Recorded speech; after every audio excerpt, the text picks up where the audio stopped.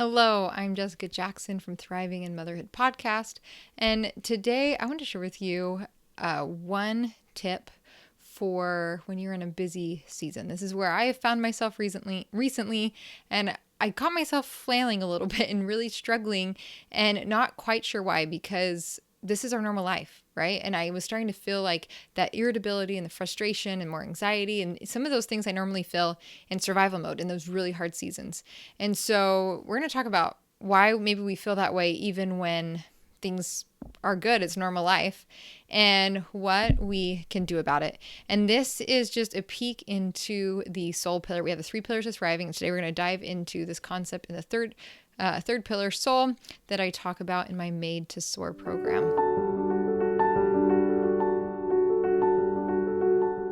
Today, I have a free gift for you. It's the 5-step path from surviving to thriving checklist. Now, this is meant to be a jam-packed, helpful resource that you can print out and use over and over and over again when you find yourself in a challenging season to help you figure out what to focus on and my best tools and resources of what to do in that season that you're in, and also tips for how to move along the path. So you can get that at thrivingandmotherhoodpodcast.com/checklist today. So, I really found myself struggling the last few months, and I think part of it is my husband's traveling a lot more, and I'm like, oh wait, I think this is normal. If you are a professor, he travels for research, he travels to present research, he travels to conferences, and I was like, this is what life was like before COVID. Like, we've been doing this our entire marriage, but it just feels new because we had a break for a few years, which was lovely.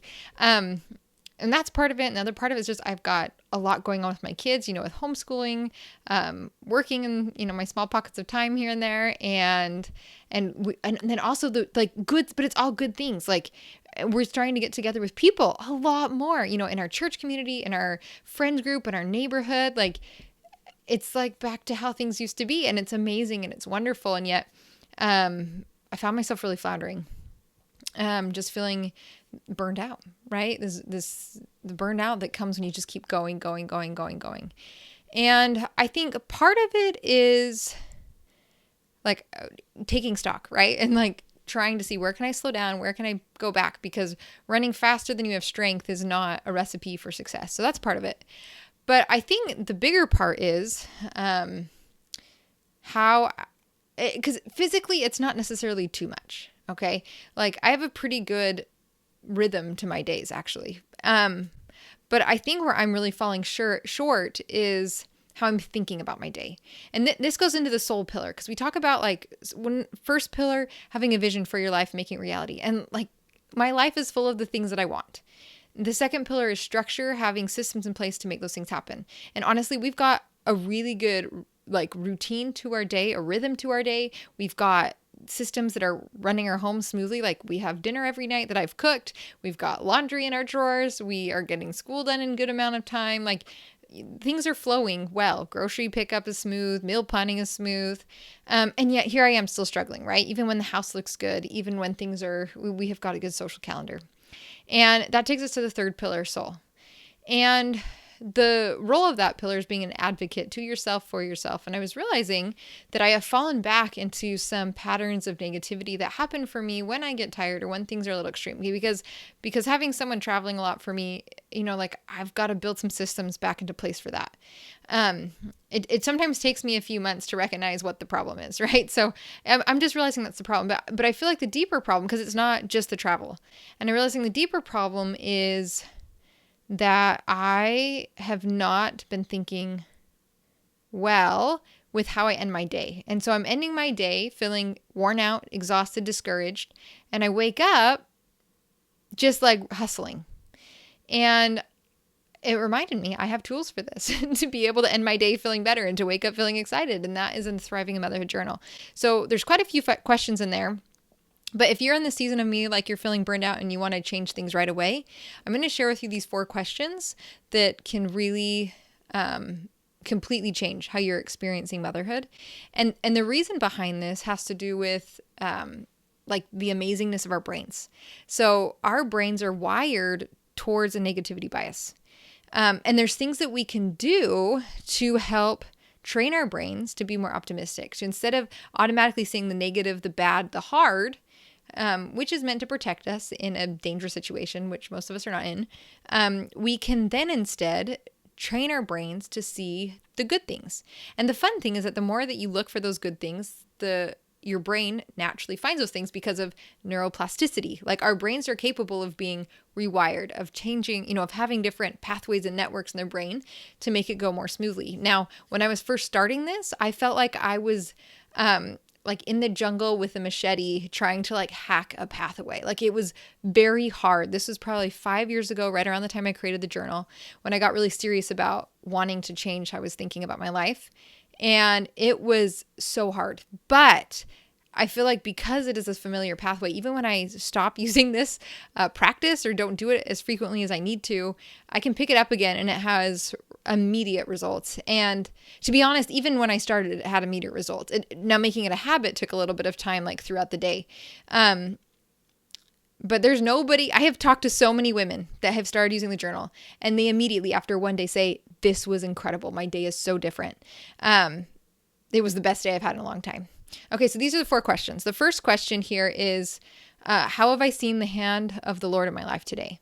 I think for me, being able to every day look and pray and even ask for where was he a part of my life during the day helps me feel less alone, helps me see the tender mercies, the miracles, and gives me hope. I think as I have been reading the scriptures and reflecting over the life of Jesus Christ, one of the things that I have recognized is that whether he was healing somebody, whether he was performing a miracle of like feeding, or whether he was talking with someone and teaching, everything that he did for people that had faith and believed in him was to give hope and help them feel like they could keep going.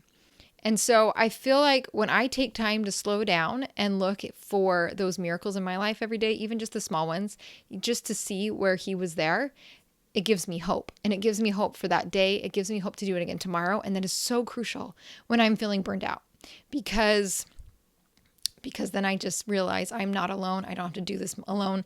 There is so much help available to me and somebody loves me.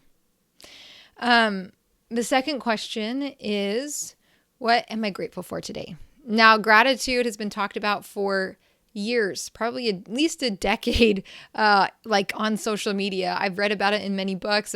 So much research that shows that when you practice gratitude, that rewires your brain and it helps you with your physical health, emotional health, mental health in so many ways.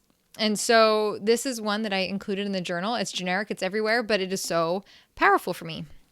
The third question I ask are, what are my big wins today? And this one, especially when you're burned out, is essential because I feel like when we're burned out, when we're tired, it's even easier to look at all the things that we didn't do, or the things that we didn't do well, or the things that we wish we could do but never seem to get to. And then we get angry and frustrated with the circumstances of our lives. And so this question changes that narrative. And this is where we talk about like that neuroplasticity and changing how you're thinking about your day during your day because of the question you're asking tonight. And when you start looking at the big wins can be how you responded to a child when they were upset. It can be something that you accomplished. It could be getting the laundry folded and put away. It could be taking a nap because you were tired instead of scrolling on social media. It could be getting outside when everybody was grumpy. It could be meeting a friend or, calling out, reaching to a friend and talking to them and they had a good day for the both of you because of it. It's just taking time to slow down and see the good that you are already doing, which is so important. And then the fourth question that I like to ask is, what was the magic moment today? And this is typically a relationship thing that I'm having with one of my children. I had so many moms say, well, just enjoy it. It goes fast. And when I was a young mom, that just caused me so much guilt and regret, not because I wasn't enjoying it, but I felt like I couldn't savor it. Maybe I wasn't enjoying it to its fullest, but also it just felt like I don't have control over time. Like it's just moving. Why do you keep telling me this? Because it's going to be gone and I can't stop it. Postpartum brain was really fun for me. And now when I take time to realize there are magic moments happening every day. And when I take a moment to think about it, that joke my son told me, or how he pressure climbed the walls and gave me a hug so he could be at my height, or, just all these little things that happen during the day with our kids. It helps me to feel more present to the moment right now. And then during the day, I feel like I am more engaged with my kids, in the moment with my kids, enjoying things in the moment, present with them, multitasking less, being okay to slow things down and not try and rush us through from one thing to the next thing to the next thing. Because I'm telling my brain it's very significant, these magic moments. They matter a lot to me. And so in the moment, I'm cherishing them. Whereas in the past, sometimes when I'm not doing this practice, I can find myself getting into that. Let's hurry. Let's go through the next thing to the next thing to the next thing. Quick. Let's, live for nap time. Let's live for bedtime. Let's try and get the kids to be asleep as much as possible, or, outside by myself. And that's when I feel bad, right? Because that's when I'm not enjoying what's happening around me, and I want to enjoy it. So those 4 questions for when you are burned out and overwhelmed are: how have I seen the hand of the Lord in my life today? What were my magic moments today? What were my big wins today? And what am I grateful for today? And if you ask those 4 questions tonight, right now, you can write it down in a journal. You can get the Thriving in Motherhood Journal, or you can just think of them as you're falling asleep or while you're taking a shower, or you can even do it in the morning when you wake up if you are just someone that hits the pillow because they're totally exhausted. Mornings work too. And I would love to hear how it goes for you. Let me know in the comments or on Instagram, or send me a message, an email. I would love to hear how these questions work for you, or if you have other ones that are very impactful for you, I would love to hear what those are as well. So thank you so much for joining me today, and I will talk to you next week.